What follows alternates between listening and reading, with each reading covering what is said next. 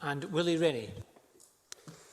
I have personally complimented the First Minister on her communications and continue to support the cautious approach. But like so many people across the country, I am now frustrated and disappointed. Why have we had rumours and hints of greater restrictions for weeks, but no upfront evidence or debate? Then this new set of complex measures to be rushed through in a matter of days with little evidence of the likely impact. What has happened to the route map? And what now for the elimination strategy? People made sacrifices for longer here, but the government did not use that extra time well to get ready for this. For instance, why has it taken until now to agree to asymptomatic testing? To many people, this no longer feels like a strategy, but a series of knee-jerk reactions. I want to work with the First Minister to get this right, but we do need a new route map endorsed by this Parliament that everyone can understand. So will she agree to that? First Minister.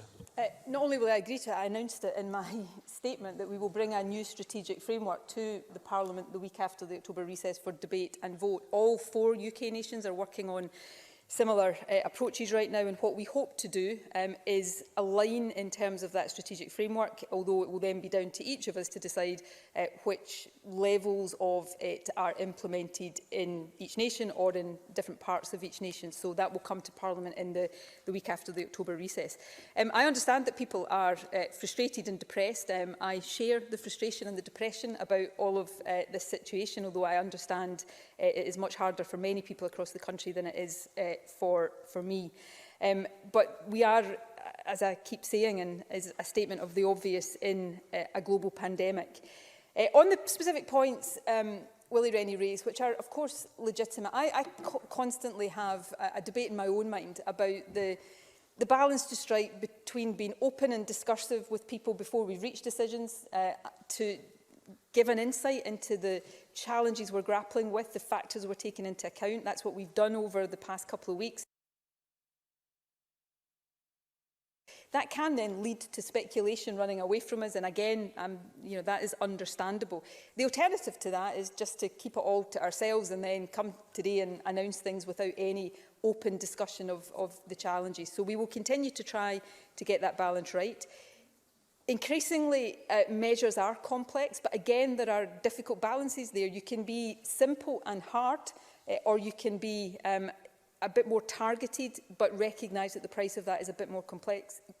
We had to do, in our judgment, what we've done for the Central Belt today. The simple thing to do would have been to apply that across the country, but that would have been much too hard for the non-Central Belt parts of the country. So that's where some of the complexity comes from. I've tried to sort of articulate the elimination strategy to Willie Rennie before. I'll have a brief go again. It is always our strategy to eliminate, in terms of getting the virus to the lowest possible level. The challenges of doing that ebb and flow, depending on the range of restrictions you have in place and are prepared to live with. And of course, we now have the winter effect. But it is still our objective. In fact, we are now signed up across the 4 nations of the UK to a strategy that is about suppressing the virus to the lowest possible level. That's why we're putting additional restrictions in place. If we were happy to let the virus just spread with its own free will, we wouldn't be doing that. It's because we want to suppress, and of course because we suppressed so far over the summer. Although we are in a difficult situation right now, we're not in an out of control situation, which we would be already had we not suppressed so far in the summer. And lastly, on asymptomatic, we do test asymptomatic groups. We test workers in care homes every week, whether they're symptomatic or not. We test groups of NHS staff already, whether they're asymptomatic or not. We do surveillance testing as well. What we are going to do now, which we had always intended to do because we regularly review our testing strategy, is driven by clinical advice, look at where we can go next to extend testing into asymptomatic groups of the population. And as I said to Patrick Harvey, we will update on that once we've had the opportunity to do the review.